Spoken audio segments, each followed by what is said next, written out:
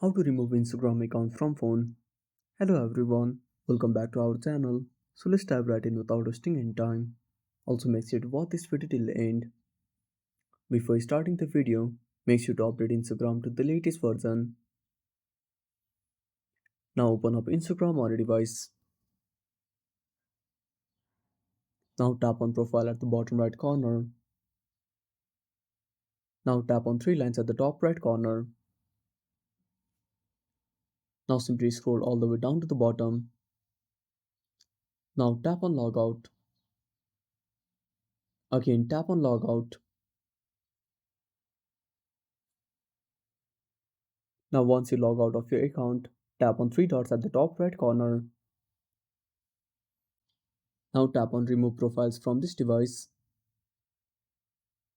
Now select the account you want to remove and tap on remove. And that's it. Thanks for watching. Make sure to subscribe our channel and hit the bell icon. See you in the next video.